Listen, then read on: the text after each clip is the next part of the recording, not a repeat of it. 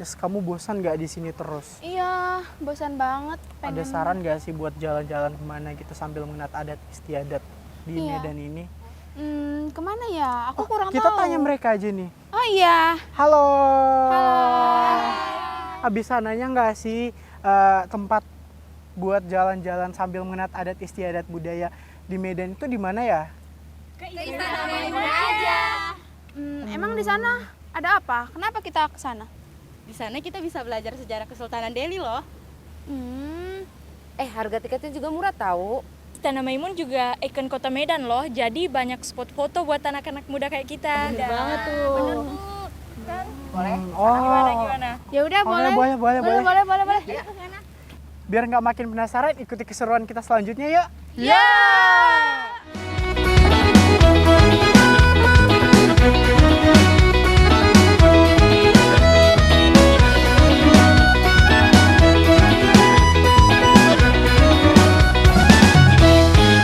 Layang-layang, selayang pandang, hati di dalam rasa bergoncang. Jangan ragu dan jangan bimbang, ini lagu selayang pandang. Jadi hari ini kita mau menuju ke Istana Maimun. So, buat kalian semua jangan lupa ikuti keseruan kita. Bye-bye. Hatiku bimbang, lama tak ku pandang. Hatiku bimbang.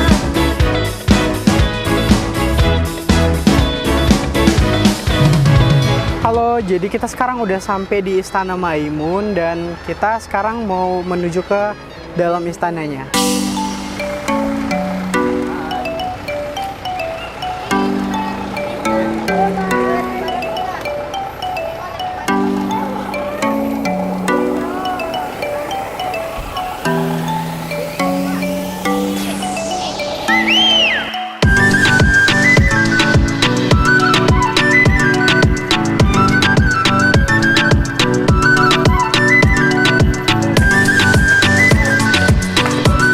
Jadi kita mau masuk ke dalam istananya dan Istana Maimun ini merupakan istana kerajaan Islam terbesar yang ada di Sumatera Utara, tepatnya di kota Medan.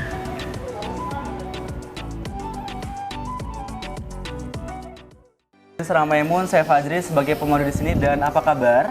Baik. Dari mana nih? Campur ya? Iya. PMM? Iya. Ya, nama grupnya? Dusni Roha. Roha, oke. Ahoy untuk kita semua. Ahoy. Baik teman-teman, sekarang kita sudah berada di Istana Maimun yang merupakan peninggalan daripada Sultan Delhi yang masih saat ini kita bisa kunjungi dan bisa kita lihat secara fisiknya. Yang dimana dibangun Sultan Delhi ke-9 yang bernama Sultan Mamun Ar-Rasyid Perkasa Alamsyah pada tanggal 26 Agustus 1888 yang dibantu teman yang berasal dari Belanda yang bernama Theodor van Erp. Mereka berdua kolaborasi membangun Istana Maimun memiliki 30 ruangan, 2 lantai serta 2 corak budaya bangunan. Namun saat ini hanya 3 ruangan saja yang kita buka untuk umum, 3 diantaranya. Ruangan pertama digunakan sebagai tempat penyambutan tamu, ruangan kedua di tengah digunakan sebagai tempat pembuatan sebuah acara, dan terakhir di belakang digunakan sebagai ruangan makan. Nah, sisa ruangan lagi kemana bang? Itu berada di bagian sayap kanan, kiri, bawah termasuk belakang yang digunakan sebagai tempat tinggal kerabat daripada Sultan Delhi. Nah, kemudian dulu fungsi bangunan digunakan sebagai pusat pemerintahan Kesultanan Delhi yang dimana letaknya itu di daerah Delhi, Labuhan Delhi, Belawan. Karena memang sebelum beliau, ayahandanya ke-8 sebelah sana sampai dengan yang pertama, itu posisinya masih nomaden, masih berpindah-pindah, belum menetap. Nah, pada saat beliau sudah berada di kota Medan dan sekarang sudah berbeda fungsinya. Yang pertama digunakan sebagai tourist destination, yang kedua digunakan sebagai pusat budaya Melayu, yang dimana peran Sultan sudah tidak bekerja lagi untuk masa pemerintahannya, namun disimbolkan sebagai pemangku adatnya saja. Nah, kemudian untuk di bagian tengah teman-teman semua itu ada meja dan juga kursi masih asli berasal dari Belanda yang terbuat dari kayu oak atau kayu jati Belanda serta mejanya itu meja marmer. Jadi kalau misalnya ditanya abang usia istana ini sekarang udah berapa tahun gitu, kurang lebih sekitar 135 tahun. Ya, 135 tahun. Teman-teman di bagian sudut sebelah sana itu adalah foto area Istana Maimun. Fotonya pada tahun 1925 yang diambil dari atas menara Masjid Raya Al-Masun. Kemudian di dalamnya masih banyak sekali perkampungan serta pasar yang mereka gunakan sebagai transaksi jual beli. Nah, di belakang daripada Istana Maimun masih banyak sekali hutan-hutan ya, hutan-hutan. Di kanan teman-teman ini ada bingkai besar namanya adalah Catra. Ini catra adalah menyimbolkan status daripada pekerjaan ataupun posisi baik dari kerabat, menteri ataupun wilayah yang pernah menjadi bagian daripada Kesultanan Delhi. Yang seluruh keterangannya bertuliskan Arab Melayu atau Arab Jawir, ya, tanpa harokat atau tanpa baca. Kemudian di ini juga pernah dibuat oleh Sultan Delhi ke-10 untuk menandakan siapa yang bertugas dan siapa yang bekerja di masa pemerintahannya. Gitu. Sampai di sini ada pertanyaan? Cukup? Oke, ini namanya tombak berambu, jumlahnya 9, yang satu patah. Ya, tombak berambu ini yang replikanya saja. Kalau yang asli di atas itu lebih runcing, di bawahnya itu ada mata pisau. Nah, kemudian di tengah itu namanya tombak agam, biasa dipegang sama komandan perangnya.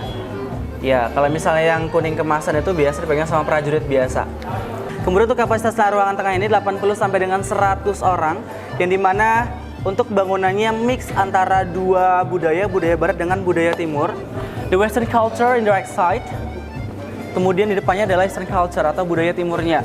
Dua perpaduan budaya menjadi satu di Istana Maimun, ditambah lagi unsur bangunan yang masih banyak dan asli berasal dari luar negeri. Contohnya lantai marmer dari depan sampai ke belakang masih asli berasal dari Itali. Lampu kristal di atas kita berasal dari Perancis. Bang, ini udah ada nggak sih renovasi gitu? Jawabannya itu tidak ada. Jadi yang kita ganti itu warna cat cover depan sama yang dominan dalam, serta kayu-kayu kanan kiri yang sudah lapuk. Gitu, itu baru yang kita ganti. Sisanya kita masih asli. Oke, di belakang teman-teman atau di kanan teman-teman ini namanya singgasana. Ya, kalau ke saya beda lagi. Kalau ke saya singgah sini boleh? Ya, singgasana ini. Oke. Boleh? Oke. Oke. Singgasana ini sebutan orang lokal adalah Patrakna, biasa digunakan sebagai tempat duduk Sultan Delhi ketika ada upacara adat yang didominasi oleh dua warna dasar, yaitu hijau dengan kuning. Hijau di bagian kuba atas melambangkan ketuhanan Yang Maha Esa, kemudian kuning kemasannya melambangkan kemakmuran, kejayaan terkhusus untuk raja-raja atau sultan-sultan Melayu. I have a challenge. How many steps dari paling bawah sampai ke tempat duduk paling atas? Ini kalau benar saya apresiasi, kalau salah saya suruh keluar. Nah, di sini tuh ada namanya gebuk, ya, atau kayak kendi, digunakan untuk pengisian air. Kemudian di sebelah kirinya itu ada namanya dian, digunakan sebagai tempat lilin. Kita sekarang sudah di depan foto Sultan Delhi yang sekarang atau ke-14. Sebelum saya ulik cerita tentang beliau, saya mau cerita dulu Sultan Delhi kita yang pertama. Jadi Sultan Delhi kita yang pertama itu bukan berasal dari Medan, Melayu atau dari Indonesia, tapi asalnya itu berasal dari India Utara yang bernama Muhammad Dali Khan.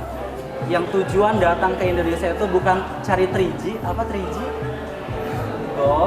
Gospel sama glory. Jadi fokusnya bukan cari 3G, tapi fokusnya adalah beliau ingin belajar tentang agama serta budaya yang ada di Indonesia.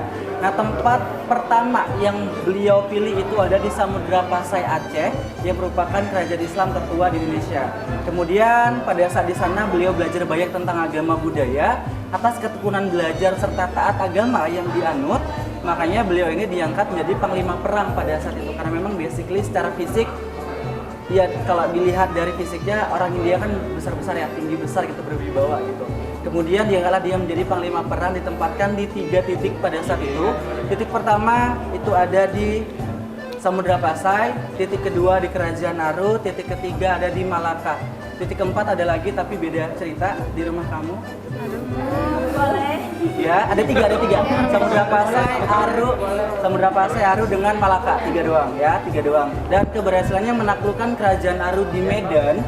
Nah, pada saat itu barulah mendapat validasi bahwasannya ada Sultan Delhi pertama kali awal mulanya pada tahun 1630.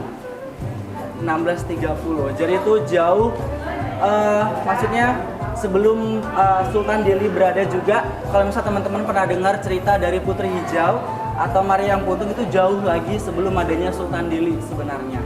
Nah, 1630 ini sudah mendapat validasi dari beberapa kesultanan, khususnya di Sumatera, yaitu ada Kesultanan Siak dengan Samudra Pasai di Aceh. Sesuai sampai sekarang itu sudah masuk generasi ke-14 yang bernama Sultan Mahmud Laman Jiji Perkasa Alam.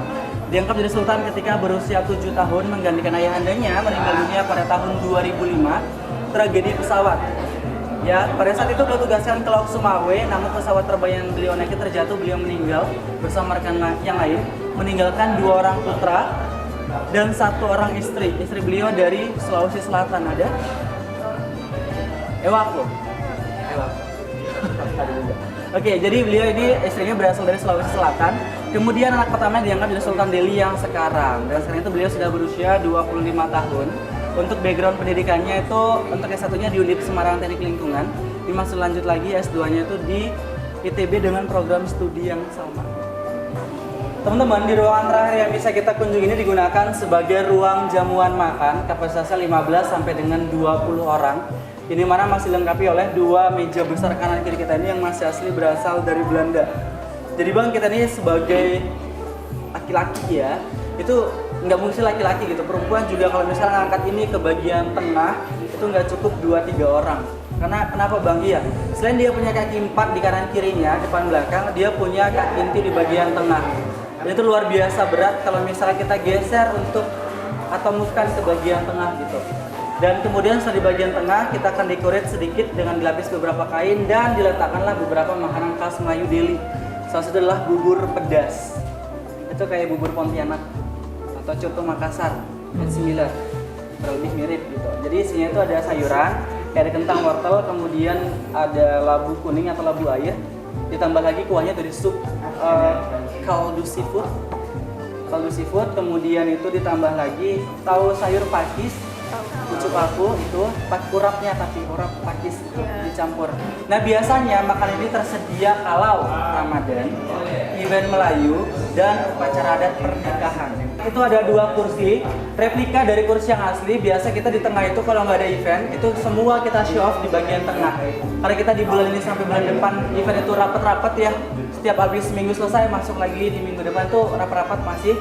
Jadi kita move sementara ke area belakang singgasana. Ini replika, fun fact-nya adalah kursi sebelah kanan lebih tinggi daripada kursi sebelah kiri. Kemudian di kanannya itu ada background foto Sultan Delhi ya, ke-9 yang mendirikan Istana Maimun. Di kanan ini ada zuriat ahli waris atau family tree daripada Sultan Delhi dan Istana Maimun Bang gitu ya. Iya, jadi itu diambil dari 3 sumber. Sumber pertama itu berasal dari kalau segi bahasanya, berasal dari bahasa Arab, artinya berkah atau barokah. Kedua dari his wife, Siti Maimunah. And the third dari nama beliau sendiri, Sultan Mahmud. Jadi 3 nama yang combine jadi satu, yaitu menjadi Istana Maimun.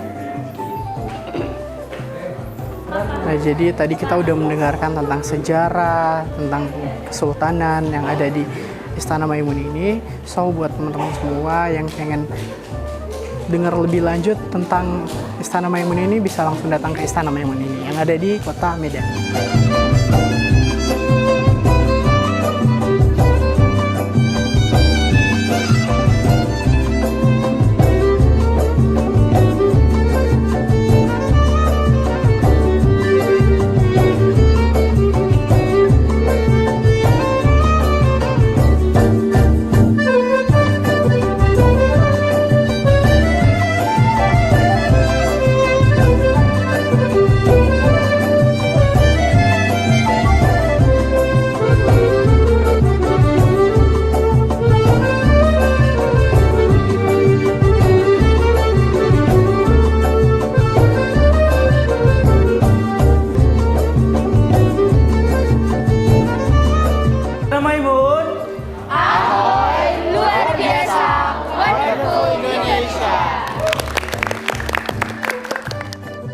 Halo guys. Jadi hari ini kita lagi pakai baju adat khas dari Melayu Delhi. Kita lagi ada di Istana Maimun.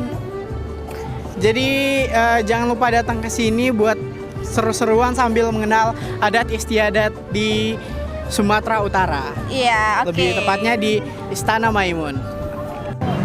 Dos di Roha. Saroha.